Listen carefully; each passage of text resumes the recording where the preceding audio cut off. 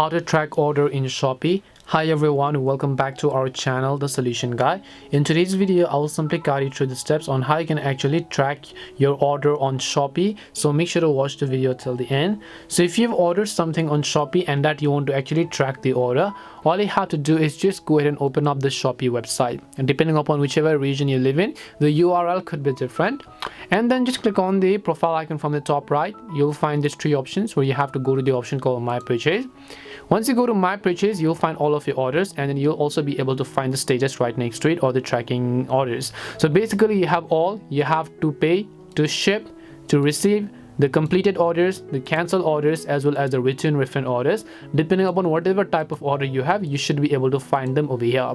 This is it on how you can actually track orders on Shopee. We hope the video was really helpful, and if it did help you, make sure to leave a like and subscribe to the channel. If you have got any more questions, feel free to leave them down. Thank you very much for watching till the end, and see you in the next video.